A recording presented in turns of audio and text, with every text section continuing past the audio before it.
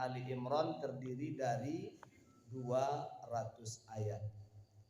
Dan 2 surah ini ditambah dengan surah An-Nisa pernah dibaca Nabi dalam 1 rakaat salat. Kalau tiba dia waktu kalau pingsan saja, telah 3 kali pingsannya. Jadi Rasulullah itu adalah orang yang sangat cerdas di dalam memilih amal. Sehingga beliau mendapat julukan Al-Fatanah. Itu salah satu sifat yang ada pada diri Nabi. Kecerdasan luar biasa. Setiap waktu Rasulullah memikirkan tentang, kemudian beliau jelaskan kepada umat bagaimana cara beramal yang sangat baik. Apa saja amalan ketika itu yang paling utama. Sehingga orang yang beramal itu benar-benar mendapatkan manfaat luar biasa. Sekalipun amalannya itu kecil, tapi nilainya yang membesar. Inilah kecerdasan Rasul sallallahu alaihi wasallam. Sementara para sahabat itu orang yang sangat semangat dalam beramal, apapun saja amalannya, besar kecil, sedikit banyak, sahabat itu kayaknya tidak mau ketinggalan. Jadi kebiasaan para sahabat itu salah satunya adalah semangat mendirikan sholat sunnah. Apakah itu sunnahnya qabliyah, sholat sunnah yang dilakukan sebelum sholat wajib, atau ba'diyah, sholat sunnah yang mengiringi sholat wajib, dilakukan setelah sholat wajib itu. Ini yang disebut dengan rawatib yang 12. Jadi tidak ada satupun dari sahabat ini yang mau ketinggalan mengerjakan rawatib ini. Rawatib yang 12 ini tidak ada sahabat yang mau meninggalkan. Sehingga saking semangatnya para sahabat ini ketika melakukan sholat rawatib, itu selalu mereka kerjakan di masjid. Ini dalam bentuk yang lain, kecintaan beribadah sholat berjamaah di masjid. Jadi yang pertama, tidak mau meninggalkan sholat sunnah rawatib, baik itu qabliyah ataupun ba'diyah. Dan yang kedua, kecintaan mereka beribadah sholat itu di masjid. Bertemulah 2 ibadah ini. Yang pertama sholat berjamaah dan yang kedua sholat sunnah. Jadi selalu sahabat ini mengerjakan qabliyahnya di masjid, ba'diyahnya juga di masjid. Nah, disinilah Rasulullah sallallahu alaihi wasallam menampakkan kecerdasan beliau sebagai seorang nabi, sebagai seorang rasul. Melihat semangatnya para sahabat ini, Rasulullah tidak membatasi. Rasulullah tidak melarang. Tapi Rasulullah sallallahu alaihi wasallam memberikan arahan. Apa kata beliau? Afdalus shalah fi buyutikum illal maktubah. Kita ulangi lagi. Afdalus shalah fi buyutikum illal maktubah. Artinya afdal salat sunnah itu di rumahmu, kecuali salat wajib itu di masjid. Kemudian Rasulullah mengatakan la taj'alu buyutakum qubura.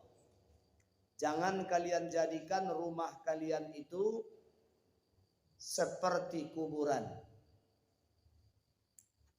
Jadi Rasulullah tidak melarang orang sholat sunnah itu di masjid, tidak.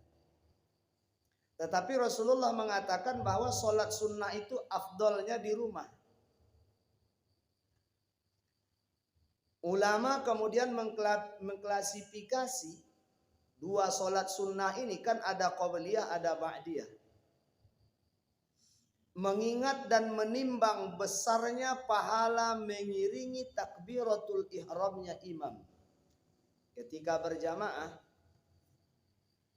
itu kan mengiringi takbiratul ihramnya imam itu pahalanya luar biasa. Dalam satu riwayat disebut menyamai pahala ibadah umrah, mengiringi takbiratul ihramnya imam itu.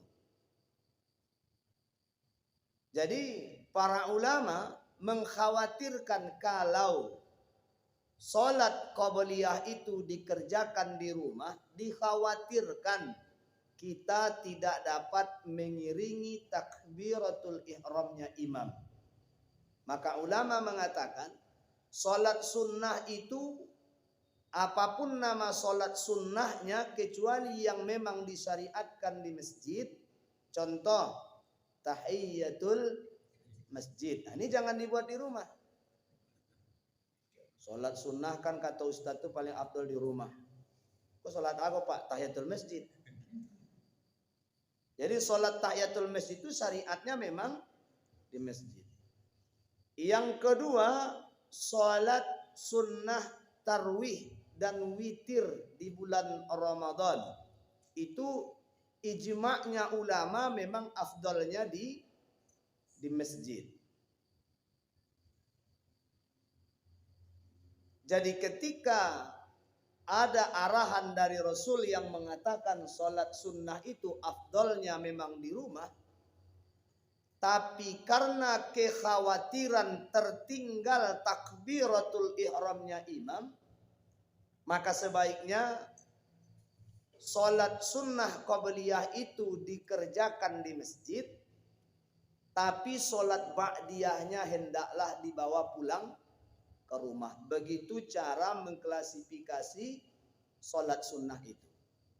Apa itu caranya membagi bagaimana supaya di masjid kita melaksanakan sholat berjamaah, kemudian di rumah kita juga melaksanakan sholat sunnah. Di masjid kita mencari cahaya, sementara di rumah kita hidupkan cahaya. Kan orang yang berjalan ke masjid itu kata Nabi diberi cahaya nanti pada hari kiamat.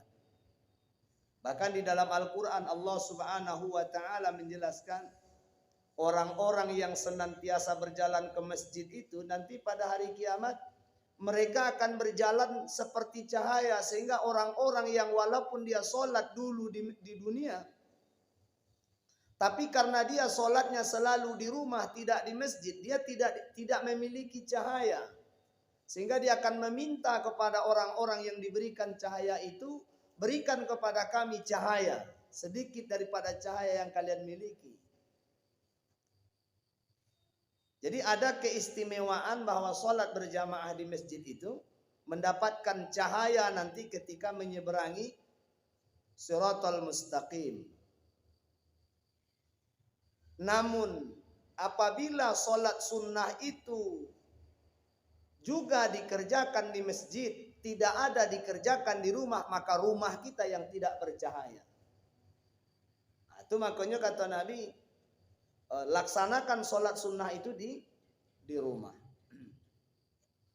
Supaya rumah itu tidak menjadi kubur. Bagaimana kuburan? Kuburan itu kan sepi ya, gelap, sepi, seram, menakutkan. Sehingga tidak ada orang yang betah di kuburan bagaimanapun indahnya kuburan. Sekarang kan ada perumahan elit tuh. Pekuburan elit, pekuburan elit yang harganya sampai miliaran rupiah. Jadi di pekuburan itu nanti dibangun taman sehingga orang betah di sana. Tapi bagaimanapun indahnya kubur, sesungguhnya hakikatnya tidak ada orang yang nyaman dan betah berlama-lama di kubur. Jadi kalau ada rumah yang bangunannya indah, mewah, megah, pokoknya segalanya wah lah. dipandang dari luar seperti istana.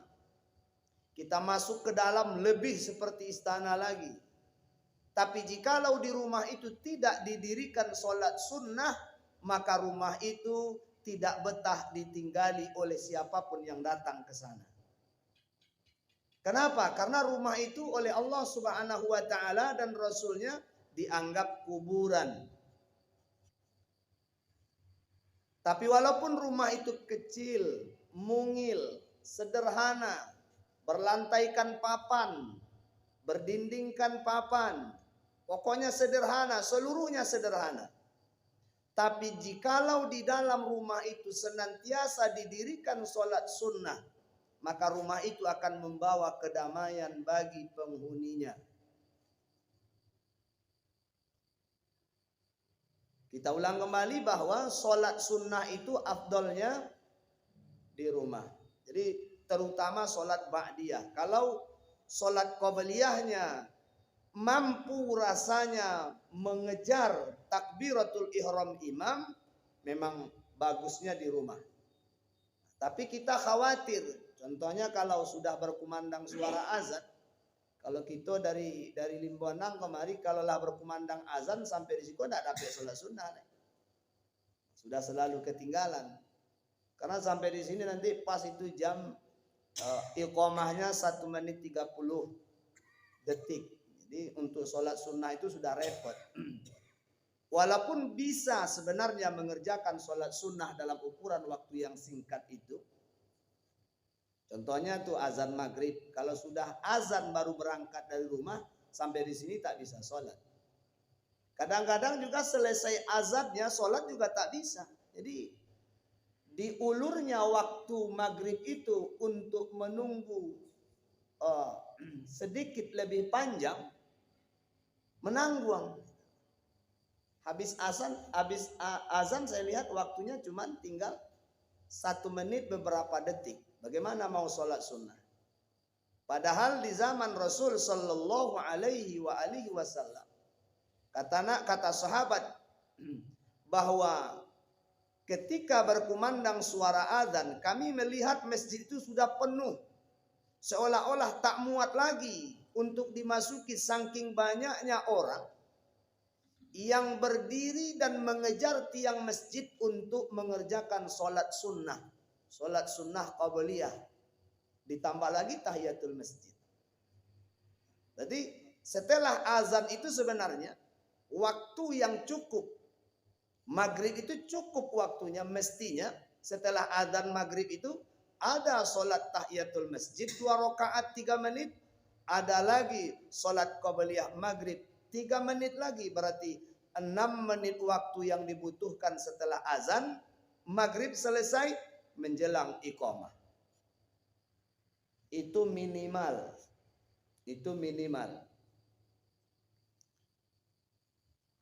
Dan kalau kita lihat rujukan masjid dunia, itu kan Masjidil Haram dan Masjidil Aqsa.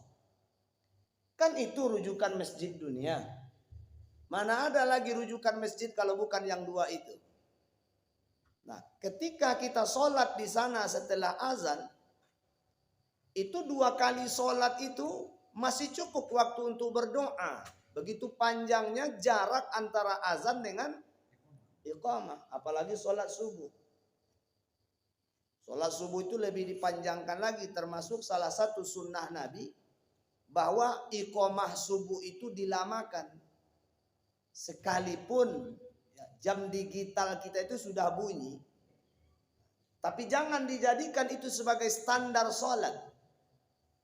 Jangan dijadikan itu sebagai standar mulainya sholat. Kadang-kadang kan kita, apalagi jamaah, Rasulullah Sallallahu Alaihi Wasallam mengatakan bahwa hak sholat itu mutlak dalam kuasanya imam. Kapan sholat mau dimulai itu tergantung imamnya. Kalau imam mengatakan sudah iqamahlah, baru berdiri muazzin untuk iqamah. Kalau di awak kan tidak, jamaahnya namanya sak, kemana coba.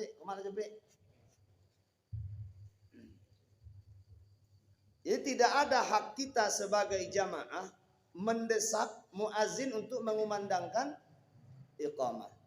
Namun sebaliknya kata Nabi, tidak lagi ada sholat jikalau iqamah sudah dikumandangkan. Tidak ada lagi sholat. Artinya kalau sudah cukup waktu yang diberikan, ternyata masih ada orang yang sholat di waktu yang singkat itu, kemudian muazzin sudah memumandangkan iqamah, maka orang yang sedang sholat itu memutuskan sholatnya. Itu wajar memutusnya pakai salam pula itu enggak.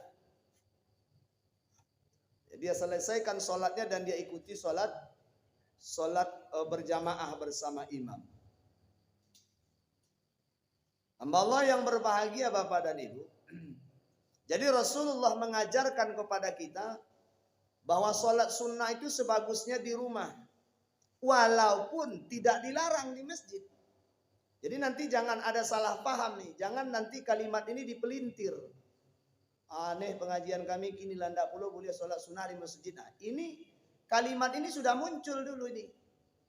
Ketika saya menjelaskan tentang kajian bagaimana seafdolnya sholat sunnah itu di rumah atau di masjid, muncul isu, muncul fitnah bahwa ustadz itu mengajarkan tidak boleh lagi sholat sunnah di masjid. Itu kalimat yang keluar. Padahal bukan itu kalimatnya. Sholat sunnah itu kata Nabi, ini bukan kata saya. Afdolus sholah fi buyutikum. Seafdol-afdolnya sholat itu di rumahmu. Illal maktubah, kecuali sholat wajib. Artinya apa tuh? Sholat sunnah itu afdolnya di rumah. Kalau afdol bukan berarti tak boleh di masjid. Jadi jangan salah difahami. Sholat sunnah itu boleh di masjid. Qabliyah di masjid, ba'diyah di masjid. Mau tahajud di masjid ke, mau witir di masjid, mau duha di masjid. Sholat sunnah wudu di masjid. Sholat istikharahnya di masjid. Kadangkala keafdolan di satu tempat itu ini kan afdolnya tempat ya, tempat. Jadi Rasulullah mengatakan seafdol-afdolnya tempat sholat sunnah itu di rumah. Tapi bisa jadi karena faktor keadaan, sholat sunnah di masjid itu juga bisa mengandung keafdolan. Bahkan lebih afdolnya daripada di rumah itu. Kapan itu? Ketika hati lebih tenang mengerjakannya di masjid. Ya sholat sunnah itu afdolnya di rumah. Tapi kalau di rumah dia tidak pernah tenang sholatnya. Bisa jadi anak yang mengganggu, bisa jadi cucunya yang mengganggu. Indah anak awak, anak orang. Indah cucu awak, cucu orang. Indah orang rumah awak, orang rumah orang. Kan macam gangguan itu kan bisa tuh. Kenapa? Karena rumah kita kan bertetangga. Banyak, kita kan punya jiran, punya tetangga. Mungkin suara ribut-ribut di luar itu. Makanya sebenarnya keafdolan masjid itu kan terasing dari pemukiman. Supaya apa? Hilang segala bentuk hiruk pikuk yang akan mengganggu kenyamanan orang yang mengerjakan ibadah sholat. Kata Nabi, kita sudah disibukkan dengan urusan sholat. Jadi jangan lagi sempat disibukkan oleh urusan yang lain. Kita sudah disibukkan dengan urusan sholat, jadi tak perlu lagi disibukkan oleh urusan yang lain. Contohnya apa tuh? Berderingnya suara seluler, handphone. Nah, ini menyibukkan hati semua orang nih. Mestinya yang mengorbankan keadaan adalah orang yang punya HP. Gimana caranya? Dimatikan. Jadi walaupun kita sedang sholat, itu tidak batal sholat ketika HP itu bunyi dimatikan. Kan tinggal ambil HP-nya. Kring, kring, kring, kring, kring, kring, ambil. Matikan. Batalkan sholat? Tidak. Tidak membatalkan sholat. Cuma jangan dijawab, lo sembahyang baru.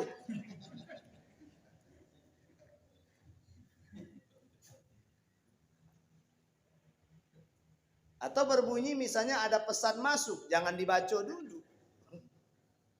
Kok balik belum? Tapi kalau sekedar mematikan, karena apa? Karena lebih besar dosanya membiarkan HP itu selalu berbunyi ketimbang mematikannya. Lebih besar dosanya. Mudaratnya lebih besar. Ketika HP itu selalu berbunyi, kadang-kadang berulang lagi.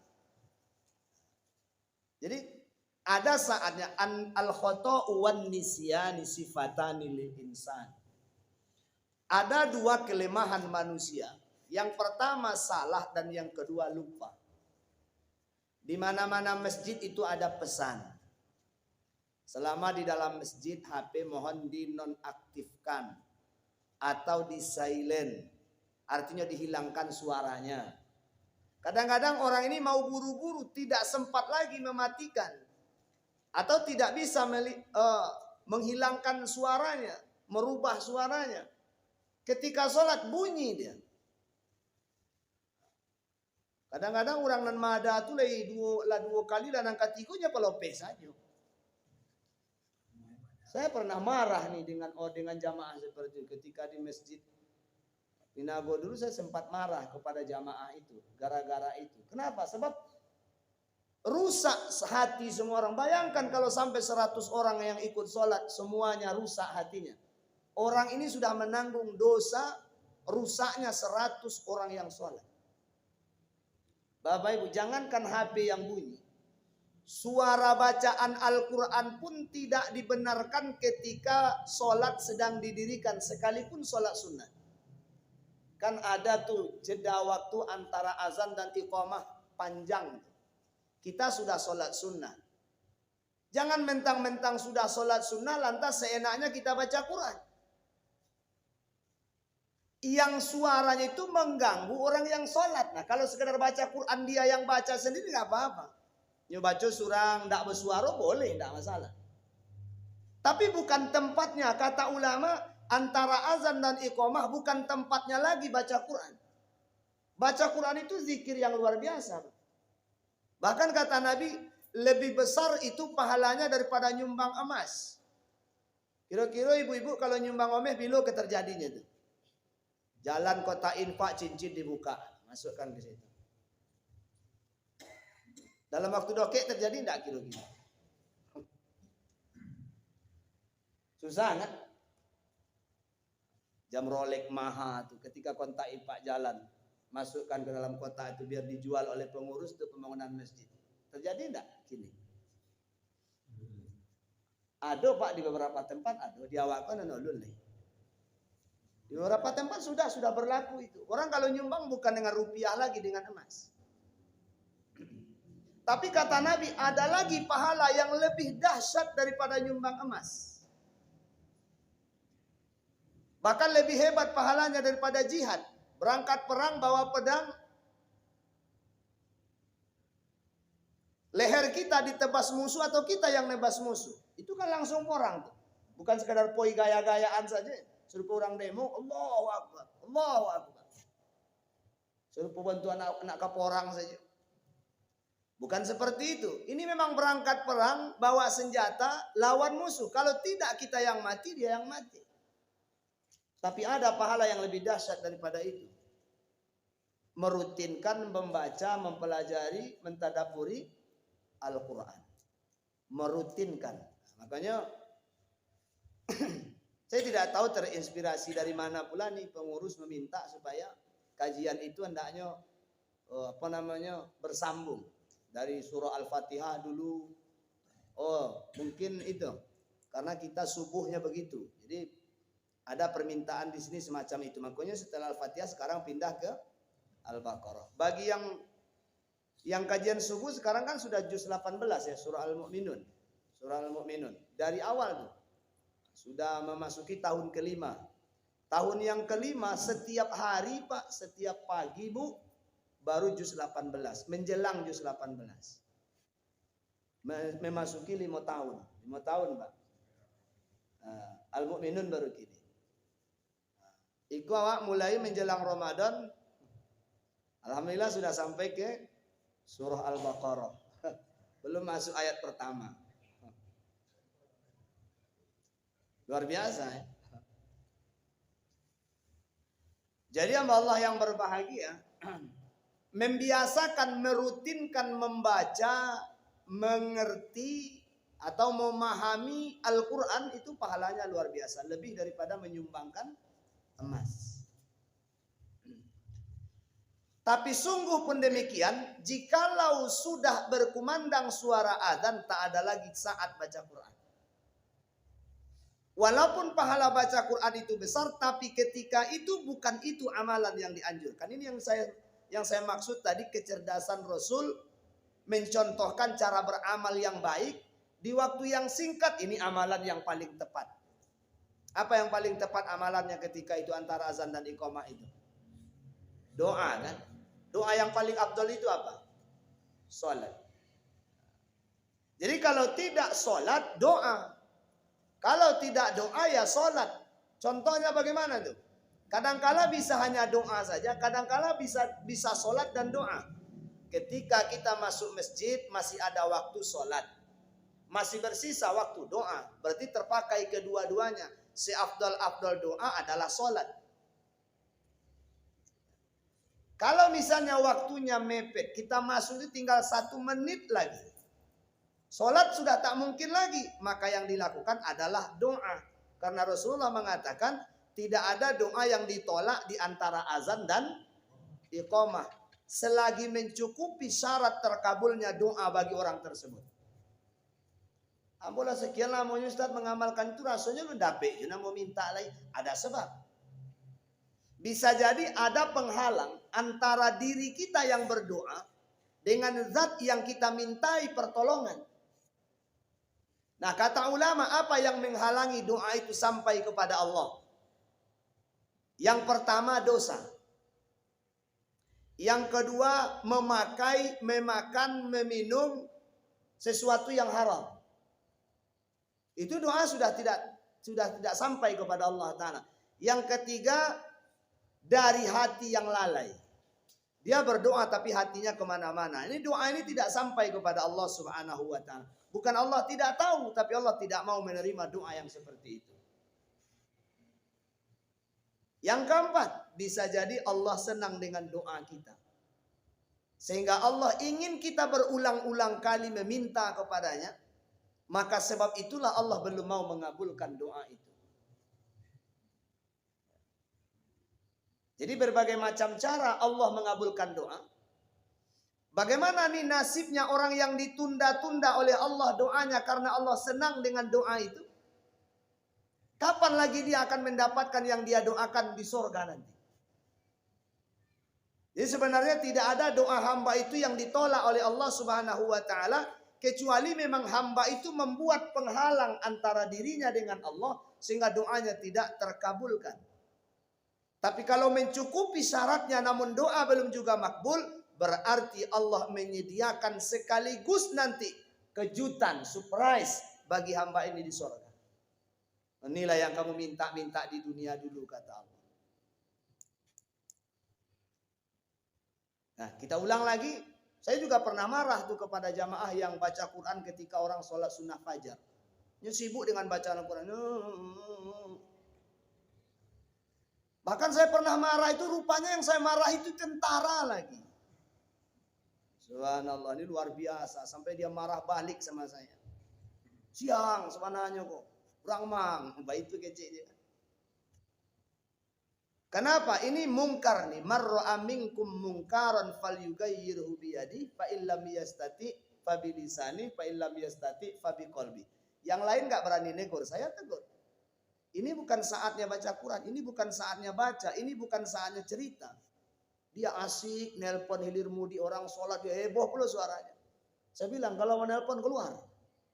Ini saatnya sholat sunnah. Jangankan nelpon, baca Quran saja nggak boleh. Marah dia.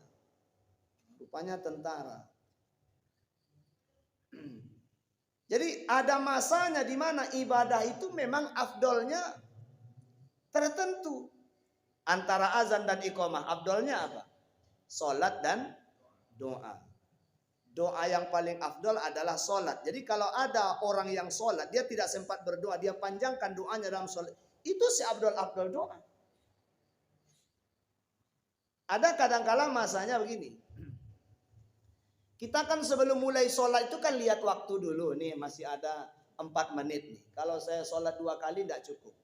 Kalau saya sholat 1 kali berarti doanya yang saya panjangkan. Nah, ketika itu doa yang dipanjangkan tuh kapan tuh waktunya doa itu dipanjangkan? 7 tempat makbul berdoa dalam sholat. 7 tempat makbul berdoa dalam sholat. Yang pertama iftitah. Doa iftitah. Itu makbul tuh. Yang kedua ketika waladhdallin membaca surah Al-Fatihah itu Fatihah kan seluruhnya doa. Serius di situ membaca Al-Fatihah itu serius. Benar-benar dengan hati sebab itu sebaik-baik doa. Kemudian yang ketiga ketika kita rukuk. Ini tempat berdoa paling makbul nih dalam sholat. Kemudian yang keempat ketika i'tidal. Rabbana lakal hamd. Mil'as samawati wa mil'al ardi wa mil'a ma syi'ta min syai'in ba'. Ada juga yang merofakkan. Mil'us samawati wa mil'ul ardi wa mil'u ma syi'ta min syai'in ba'. Kemudian yang kelima, doa ketika sujud. Salah seorang sahabat bercerita bahwa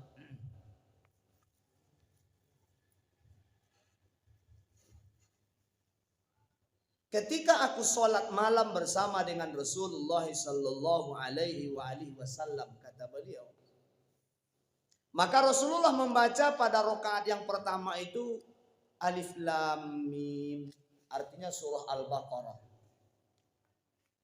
Ketika sudah sampai pada ayat yang menjelang ayat 100, saya berpikiran, kata sahabat, ini Rasulullah akan berhenti pada ayat yang ke-100. Ternyata lewat.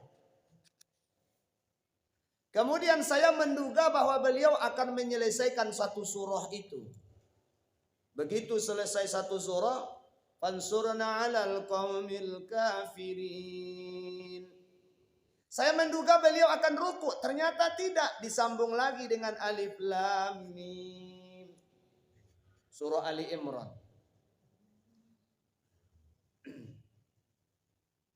Ketika sampai pada ayat yang ke-200 surah Ali Imran, saya menduga beliau akan rukuk, ternyata tidak.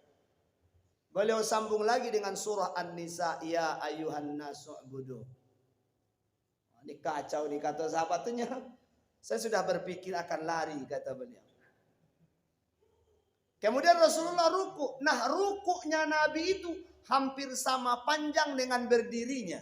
Nah, ini yang membuat sahabat itu tidak tahan.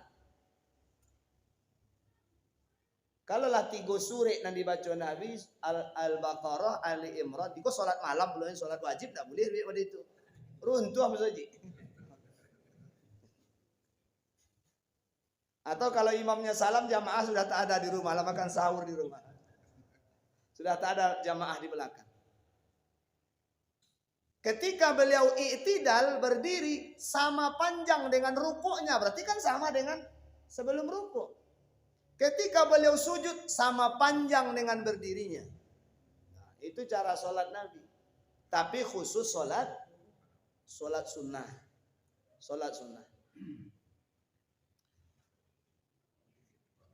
Jadi kata sahabat, ketika beliau membaca yang panjang tadi, hampir-hampir sahabat ini adalah niat buruknya, akan dia tinggalkan Rasulullah. Karena saking panjangnya sholat itu. Nah, ini menunjukkan bahwa apa? Di dalam ruku' itu doa makbul. Di dalam i'tidal itu doa makbul.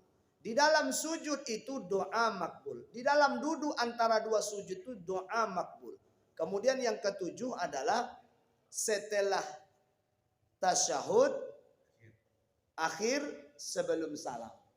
Innaka Hamidum Majid. Sebelum salam itu tambah doa. Sekurang-kurangnya mohon perlindungan terhadap 4 macam fitnah. Itu sekurang-kurangnya. Tapi ada lagi doa yang diajarkan Nabi kepada Abu Bakar radhiyallahu taala an. Sehingga Abu Bakar selalu mengamalkan itu sampai beliau meninggal dunia. Dalam riwayat dijelaskan seperti itu. Apa doanya?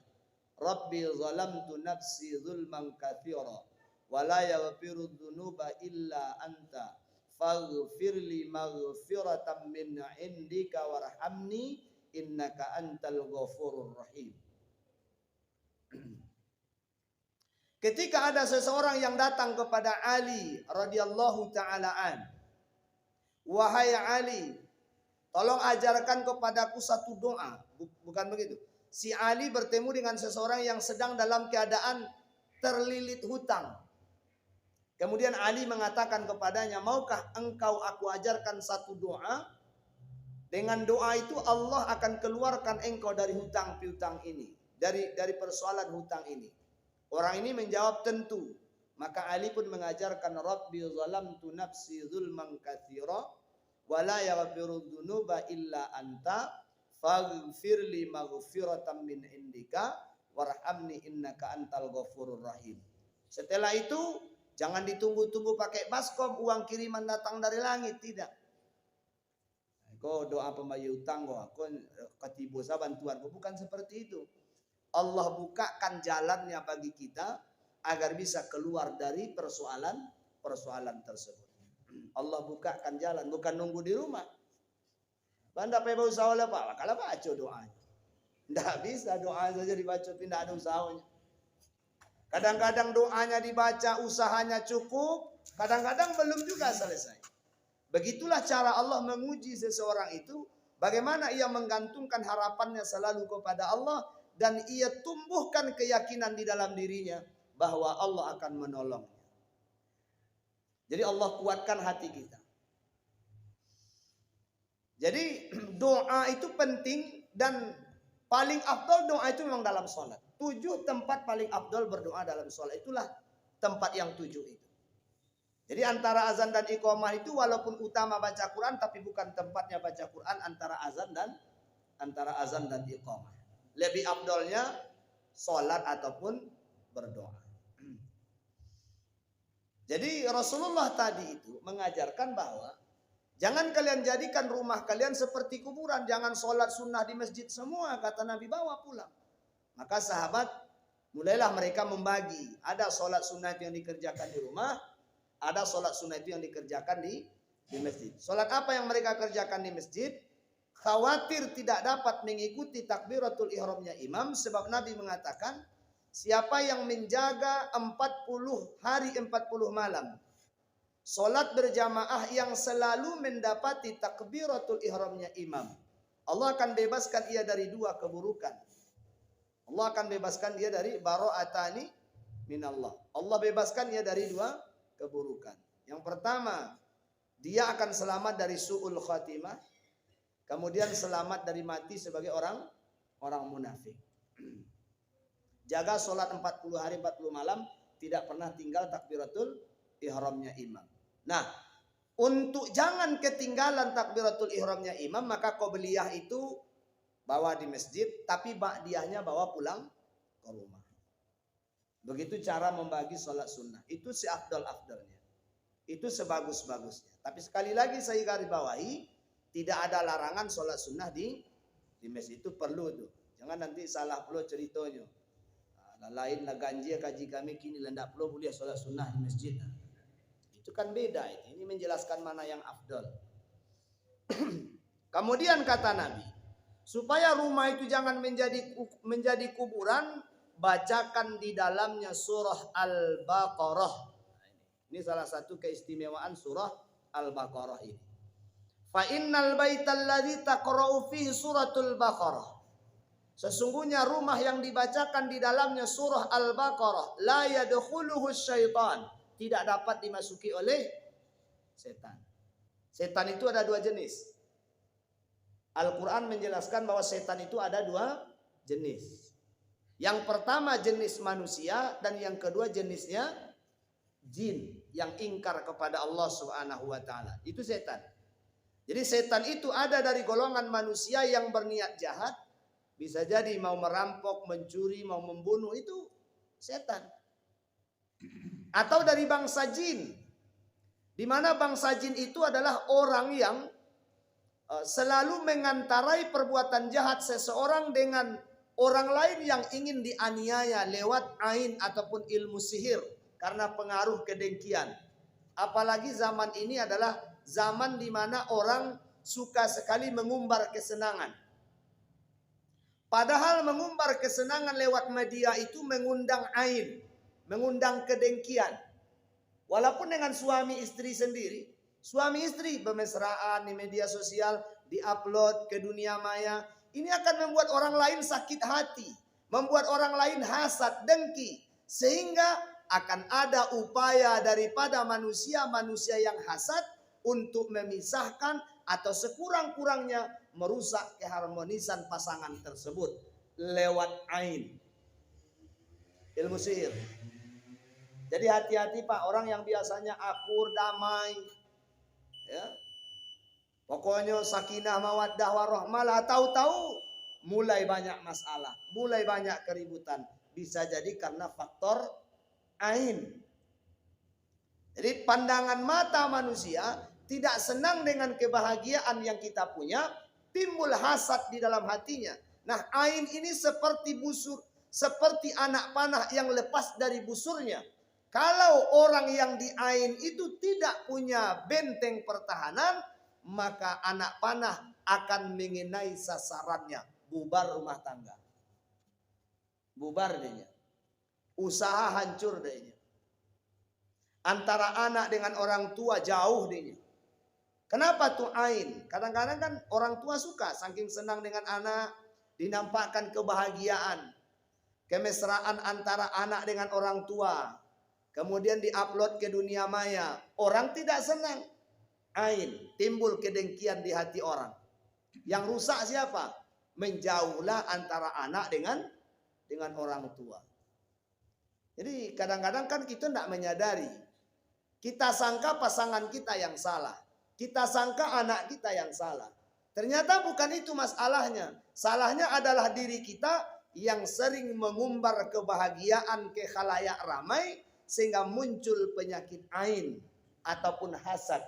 Nah, penyakit ain dan hasad ini ibarat anak panah yang terlepas dari busurnya mengenai sasaran, tepat pada sasarannya.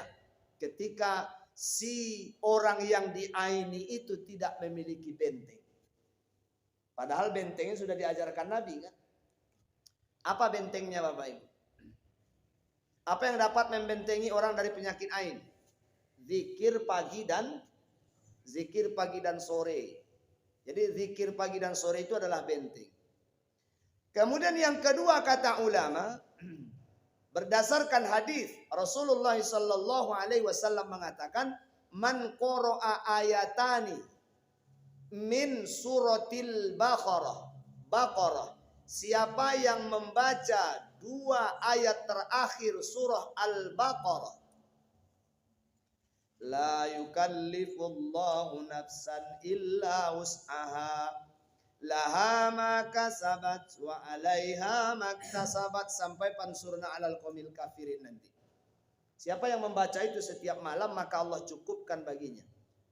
Kata ulama, yang pertama Qatadah menjelaskan bahwa yang dimaksudkan dengan dicukupkan oleh Allah, Allah cukupkan orang ini untuk dunianya dan akhiratnya. Kemudian Al-Utsaimin menjelaskan Allah cukupkan orang ini sehingga tidak dapat lagi diganggu sekalipun oleh hasad dan ain serta ilmu sihir. Jadi luar biasanya surah Al-Baqarah itu. Kemudian Nabi SAW menjelaskan pula dalam satu riwayat, man qara'a 4 ayatin min suratil Baqarah, min awwali suratil Baqarah.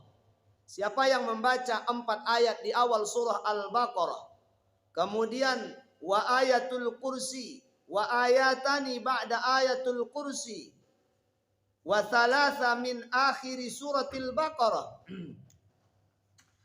lam yaqrabuhu wala ahlahu yauma idin syaitan wala syai'un yakrahu wala yaqra'u ala majnuni illa afa. Kata Nabi SAW, siapa yang membaca 4 ayat di awal surah Al-Baqarah, kemudian ayat kursi 255, 2 ayat setelah ayat kursi itu 25, 6, 25, 7. Kemudian ditambah 3 ayat pada ayat terakhir lillahi ma fis samawati sampai pansurna alal qaumil kafirin. Maka kata Nabi Shallallahu Alaihi Wasallam, dia orang yang membaca wa ahlahu dan keluarga si pembaca itu tidak akan diganggu oleh syaitan. 1. Dan yang kedua, tidak ada hal yang menyakitkan hatinya yang akan menimpanya pada hari itu. Yang ketiga, dan jikalau 10 ayat ini dibacakan kepada orang yang kesurupan ataupun penyakit gila, maka insya Allah dia akan disehatkan. Itu dari hadis Rasulullah Sallallahu Alaihi Wasallam dari Ibnu Mas'ud. Jadi ini keutamaan surah Al-Baqarah itu, Bapak dan Ibu. Nah, kemudian nanti penamaan surah. Ini baru pengenalan surah. Jadi pengantar menjelang surah Al-Baqarah. Pengantar menjelang surah Al-Baqarah. Jadi keistimewaan surah Al-Baqarah. Kemudian nanti baru kita masuk kepada penamaan surah Al-Baqarah dan serta kandungan surah Al-Baqarah sehingga dia disebut oleh Nabi surah yang bercahaya. Kenapa Nabi menyebut surah Al-Baqarah surah yang bercahaya? Dan orang yang hafal surah Al-Baqarah dijanjikan mendapat syafaat pada hari kiamat. Nah, itulah saking istimewanya surah Al-Baqarah. Bahkan siapa yang hafal 7 surah panjang yang awal dari Al-Quran kata Nabi, maka dapat dipastikan kalau orang ini berilmu ataupun ulama. Insya Allah akan dilanjutkan kajian tentang surah Al-Baqarah ini pada pertemuan yang akan datang. Fa'tabiru ya ulil absar la'allakum turhamun. Subhanaka Allahumma wa bihamdika asyhadu an la ilaha illa anta astaghfiruka wa atubu ilaika. Billahi taufiq wal hidayah. Assalamualaikum warahmatullahi wabarakatuh.